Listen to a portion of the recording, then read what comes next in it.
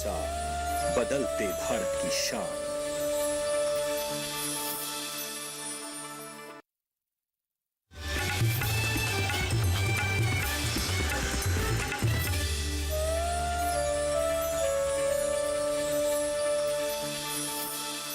नमस्कार किसान भाइयों बहनों, आप देख रहे हैं दूरदर्शन किसान गांव किसान कार्यक्रम में स्वागत आप सभी का। मैं हूं आपके साथ अदिति शर्मा।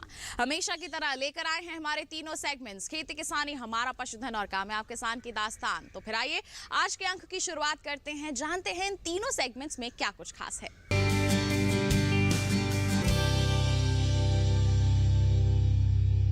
आज के हमारे इस कार्यक्रम में किसान भाइयों बहनों हम सबसे पहले बात करेंगे औषधीय पौधों की खेती के बारे में। जी हाँ, औषधीय पौधों की जो खेती है हमारे किसानों के लिए काफ़ी फायदेमंद साबित हो सकती है, क्योंकि इनकी मांग लगातार बढ़ती रहती है।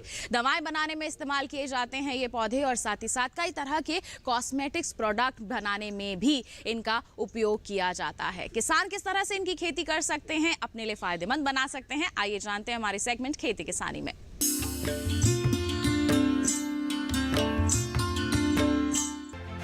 औषधीय एवं सुगंधित पौधों की खेती को अपनाकर किसान अपनी आमदनी को बढ़ा सकते हैं। इन पौधों की खेती अपेक्षाकृत कम उपजाऊ जमीन पर भी की जा सकती है।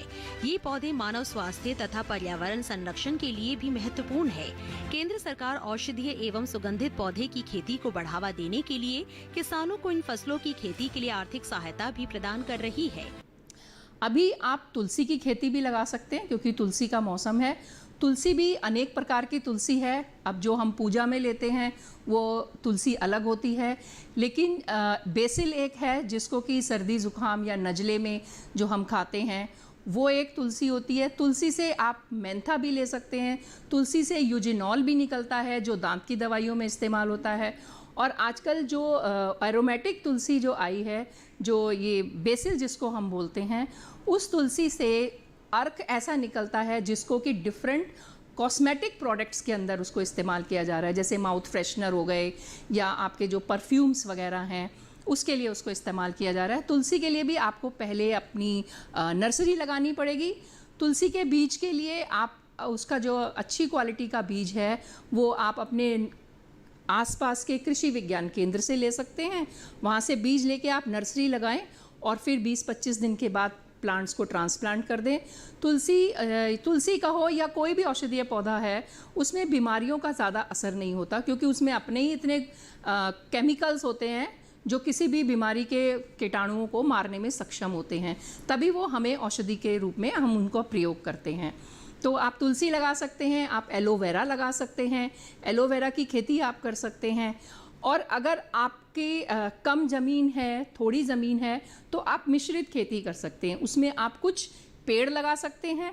जैसे अगर मान लो आपका आम का बाग है या आपका अमरूद का बाग है या अनार का बाग है, तो बाग में तो पेड़ आपके 5-5 मीटर की दूरी पे लगे होते हैं। जो उसके नीचे की ज़मीन होती है वो ऐसे ही पड़ी रहती है। वहाँ पर आप जो है जैसे एक लाइन में अश्वगंधा लगा दिया या आपने एलोवेरा लगा लिया, तो आपको डबल आमदनी भी मिल सकती है। तो इस प्रकार से औषधीय पौधों की खेती ना सिर्फ आपको आमदनी, बल्कि आप उससे अपने घर के लिए भी जो ज़रूरत पड़े इमरजेंसी में आप दवाई के लिए उसको इस्तेमाल कर सकते हैं। जैसे एलोवेरा है, मान लीजिए कभी कोई हाथ कट जाता है या कहीं कोई जल जाता है, आप उसकी जेल को इमीडिएटली उस स्थान पर लगा दीजिए, तो जलने पर ना तो उसका निशान बनेगा ना उसका छाला पड़ेगा, और कटे हुए पे आप लगाएंगे तो वो अपने आप ही हील हो जाएगा। तो इस तरह से आमदनी के साथ साथ आपकी अपने स्वास्थ्य की भी रक्षा करते हैं हमारे ये औषधीय पौधे। औषधि गुणों वाले तुलसी के पौधे को वैज्ञानिक दृष्टि से भी बहुत महत्वपूर्ण माना जाता है। तुलसी एक औषधीय पौधा है जिसका इस्तेमाल कई बीमारियों के इलाज के लिए किया जाता है। इसकी शाखाएं, पत्ती और बीज सभी का अपना अपना महत्व है। प्राचीन काल से ही तुलसी के पौधों का इस्तेमाल यूनानी और आयुर्वेदिक चिकित्सा के रूप में किया जाता रहा है। तुलसी के पौधे कई प्रकार के होते हैं जो स्वास्थ्य से लेकर वैज्ञानिक और आध्यात्मिक दृष्टि से भी काफी महत्वपूर्ण है। बेसिल तुलसी या French BECIL, sweet French BECIL या बोबई तुलसी, कर्पूर तुलसी, काली तुलसी, वन तुलसी या राम तुलसी, जंगली तुलसी, होली बेसिल, श्री तुलसी या श्यामा तुलसी। तुलसी की खेती के लिए बलुई दोमट मिट्टी सबसे ज्यादा उपयुक्त मानी जाती है। इसकी खेती के लिए सबसे पहले जून जुलाई में बीजों के माध्यम से नर्सरी तैयार की जाती है। नर्सरी तैयार होने के बाद इसकी रुपाई की जाती है। रुपाई के दौरान लाइन से लाइन की दूरी 60 सेंटीमीटर और पौधे से पौधे की दूरी 30 सेंटीमीटर रखी जाती है। तुलसी का पौधा 100 दिनों के भीतर तैयार हो जाता है। औषधीय गुणों से भरपूर एलोवेरा की बात की जाए तो ये एक छोटा पौधा होता है। इस पौधे की लंबाई 60 से 100 सेंटीमीटर तक होती है तथा इसका उपयोग में लाया जाने वाला भाग गुदेदार और रसीला होता है। बता दें कि एलोवेरा कॉस्मेटिक्स और हेल्थ ड्रिंक से दवा और खाद्य पदार्थों तक हर जगह मिल जाएगा। एलोवेरा जेल में 12 ऐसे प्राकृतिक पदार्थ होते हैं जो बिना किसी साइड इफेक्ट के किसी भी प्रकार की जलन को कम कर सकते हैं। ये लगभग 6 प्राकृतिक एंटीसेप्टिक्स पैदा करता है, जिसमें गोल्ड, बैक्टीरिया, कवक यानी फंगी और वायरस को समाप्त करने की शक्ति होती है। एलोवेरा के अज्वलनशील गुण के कारण ही इसका उपयोग कई कॉस्मेटिक प्रोडक्ट्स में किया जाता है।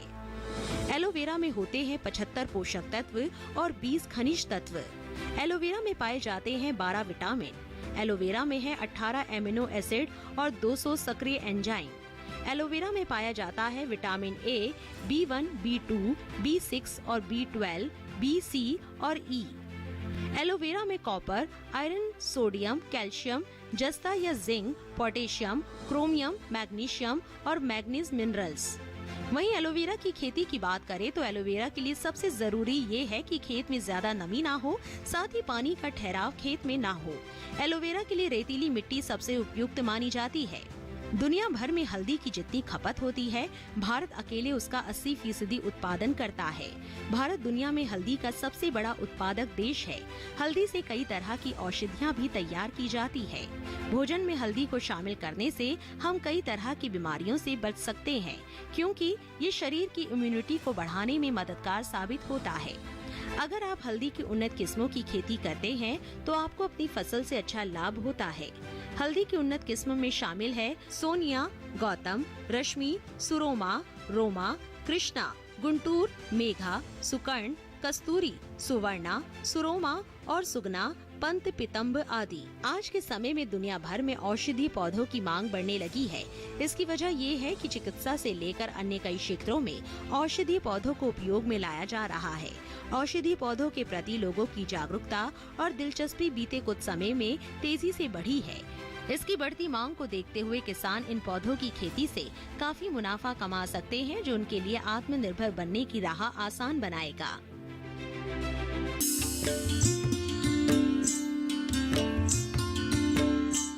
तो ये था हमारा सेगमेंट खेती किसानी। इसी के साथ बता दें आपको कार्यक्रम में वक्त हो चला है एक छोटे से ब्रेक का। आप कहीं मत जाइए, जल्द ही हाजिर होंगे। बने रहिए दूरदर्शन किसान पर, देखते रहिए हमारा कार्यक्रम गांव किसान।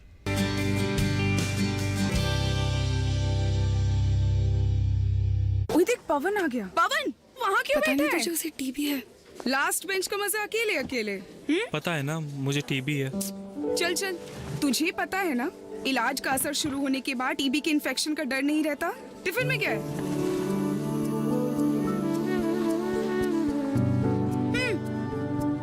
टीबी की दवाई के साथ खाना भी अच्छे से लेना है, समझा? अपनों का जोड़ है टीबी का तोड़, तो फिर भेदभाव क्यों?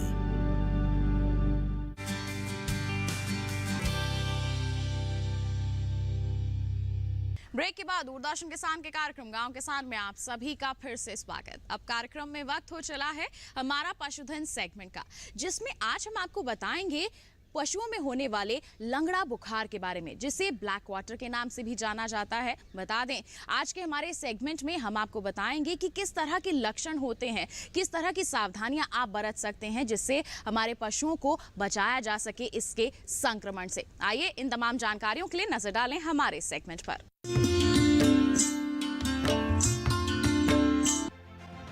बरसात के दिनों में पशुओं में संक्रमित बीमारियों का खतरा बढ़ जाता है, क्योंकि मौसम में नमी बढ़ जाती है, जिसकी वजह से जीवाणुओं को पनपने के लिए उपयुक्त वातावरण मिल जाता है।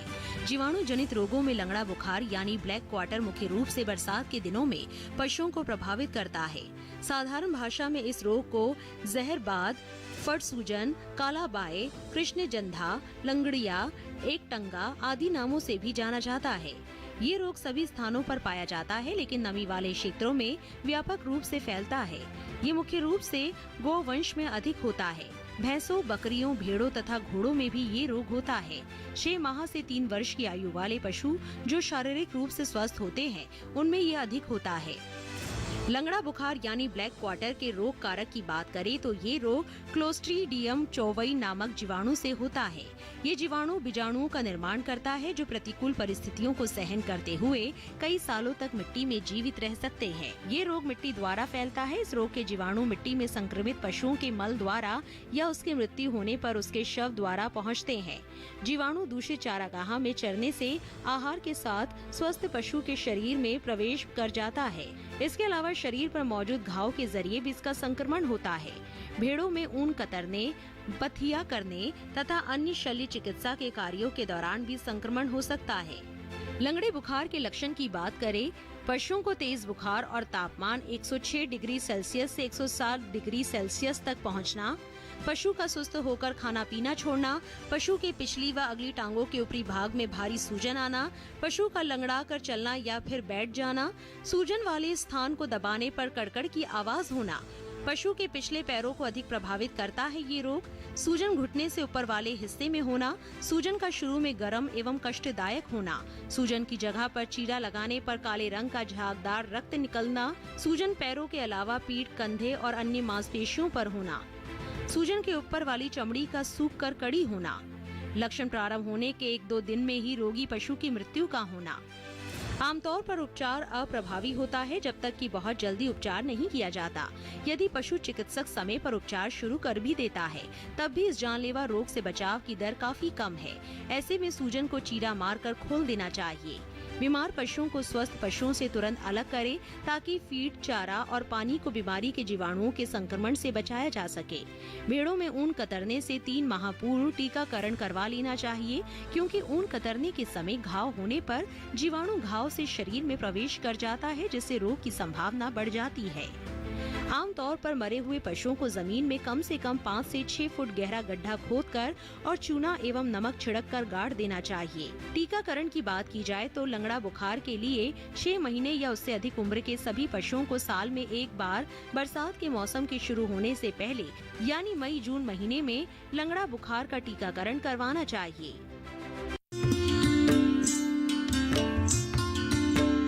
अब कार्यक्रम में वक्त है पशुपालक कैलेंडर पर नजर डालने का। तो फिर आइए जानते हैं क्या कुछ खास है इस माह के पशुपालक कैलेंडर में।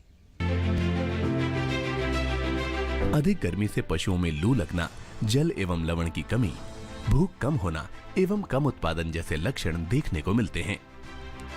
पशुओं को धूप व लू से बचाने के उपाय करें। गर्मी में पशुओं को छायादार स्थान पर रखें एवं पानी की पर्याप्त उपलब्धता बनाए रखें। पशुओं में लवणों की कमी नहीं होने पाए, इसके लिए लवण मिश्रण निर्धारित मात्रा में दे या पानी में मिलाकर दे। दुग्ध उत्पादन क्षमता बनी रहे, इसके लिए पशु को संतुलित आहार दें। पशुओं के आहार में गेहूं का चोकर और जौ की मात्रा बढ़ाएं। इस माह में भेड़ के ऊन कतरने का काम कर लें। इसके साथ कार्यक्रम में वक्त हो चला है एक और छोटे से ब्रेक का। आप कहीं मत जाइए, जल्द ही हाजिर होंगे। बने रहिए दूरदर्शन किसान पर, देखते रहिए हमारा कार्यक्रम गांव के साथ।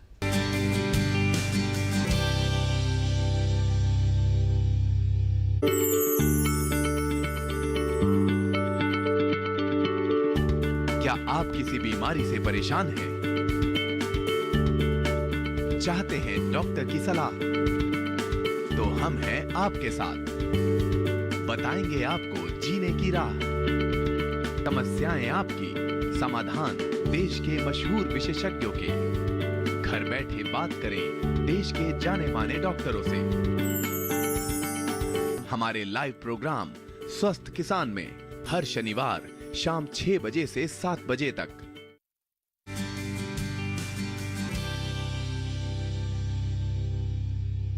ब्रेक के बाद दूरदर्शन किसान के कार्यक्रम गांव किसान में आप सभी का फिर से स्वागत। अब कार्यक्रम में वक्त है कामयाब किसान की दास्तान का, यानी कि मुलाकात करने का हमारे कामयाब किसान से। आज के जो हमारे कामयाब किसान हैं, उन्होंने सरकार और साथ ही साथ हमारे कृषि वैज्ञानिकों की मेहनत को अपनाया है। जी हाँ, नई नई तकनीकों को अपना करके हमारे किसान सफल हो रहे हैं और आज के हमारे सफल किसान प्रीतम सिंह ने भी कुछ ऐसा ही किया है। जैविक खेती को अपनाए हुए हैं, आधुनिक तकनीकों को अपनाए हुए हैं। आइए मुलाकात करते हैं इनसे, जानते हैं कैसा रहा है इनका कामयाबी का सफर।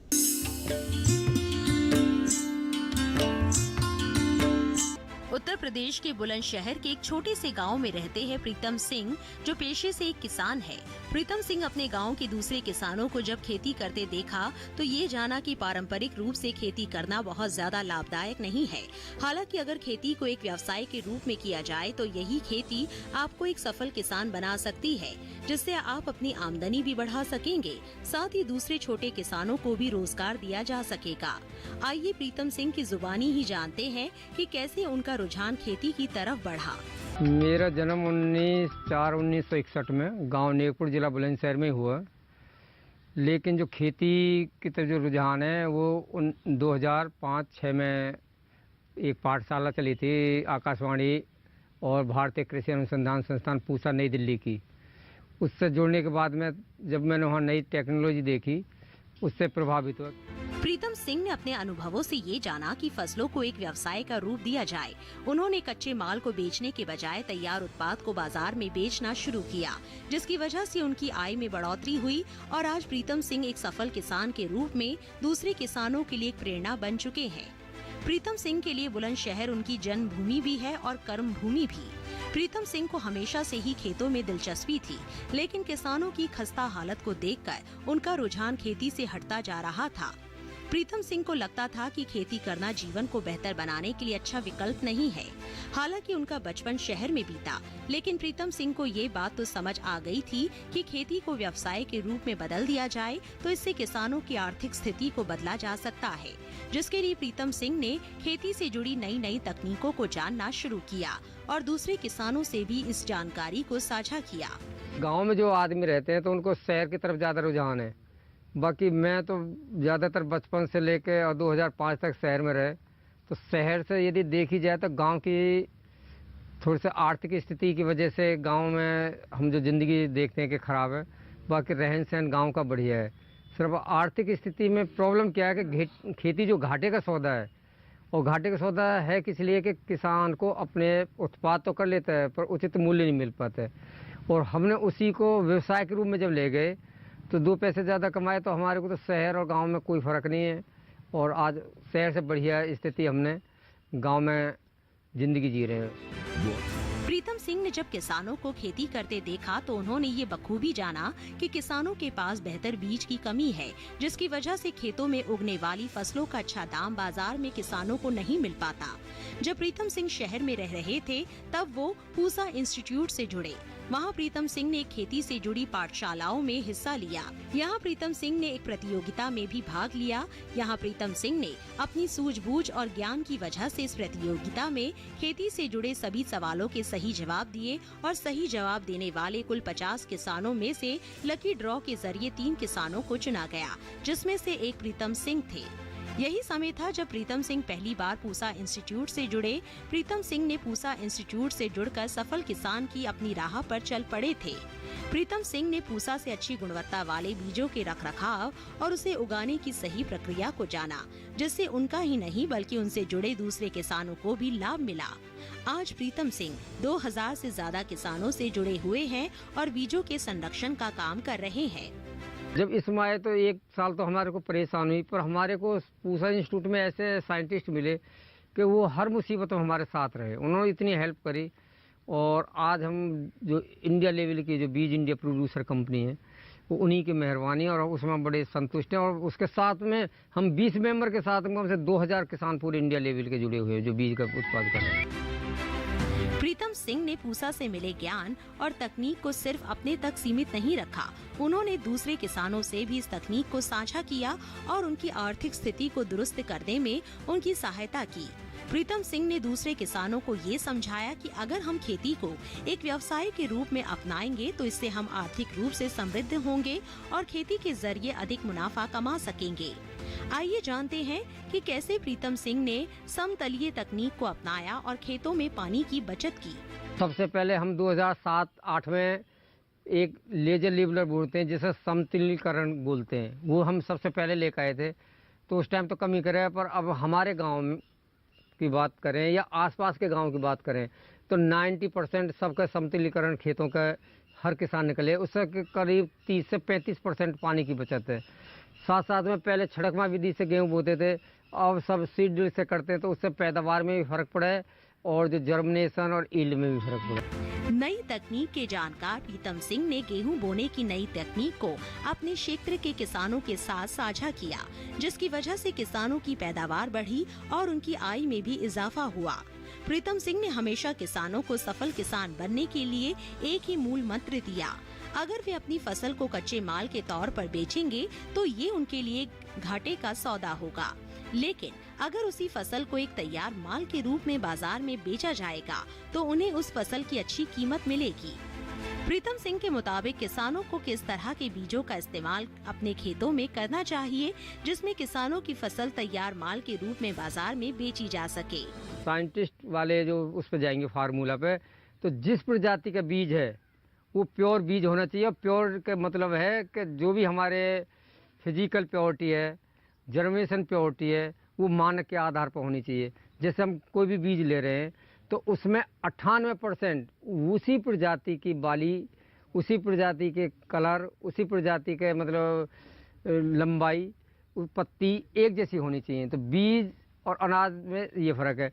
पर साथ में हम क्या करते हैं, जैसे अब हमने बीज 100 कुंटल रोक लिए और हमने बेचा और उसमें 80 कुंटल बिक गया, 20 कुंटल रह गया, तो फिर भी वो अनाज नहीं है। उसको हम प्रोसेस करते हैं, जैसे मैदा बना दी, आटा बना दिया, दलिया बना दिए। प्रीतम सिंह बीजों को लेकर काफी गंभीर है। किसान भाई अक्सर ऐसे बीजों का चयन करते हैं जिससे उनकी फसल तैयार माल के रूप में बाजार में बेची नहीं जा सकती, लेकिन किसान अगर सही बीजों का चयन करे तो उन्हें अच्छी फसल के साथ साथ उसकी अच्छी कीमत बाजार में मिल सकती है। प्रीतम सिंह खुद ही बीजों की बुआई और कटाई का काम करते हैं। साथ ही वे ये भी सुनिश्चित करते हैं कि उनके द्वारा तैयार किए गए बीजों की गुणवत्ता कैसी है और फसल की पैदावार कैसी हुई है। जाहिर है कि उनके द्वारा तैयार किए गए बीजों से किसान भाइयों को अच्छी फसल मिलती है।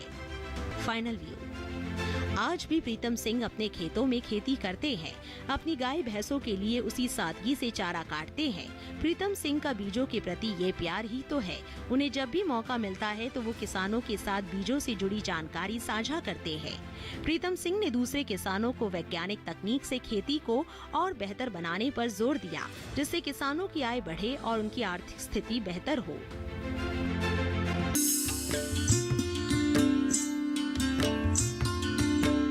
ये था हमारा आज का कार्यक्रम गांव किसान। उम्मीद है आज के कार्यक्रम में दी गई जानकारियां आपके लिए जरूर लाभकारी साबित होंगी। साथ ही बता दें, आपको दोबारा हमारा ये कार्यक्रम देखना है तो आप टीवी स्क्रीन पर दिखाए जा रहे QR कोड को स्कैन कर लीजिए, सीधा पहुंच जाएंगे हमारे YouTube चैनल पर और दोबारा हमारा ये एपिसोड आप देख सकते हैं।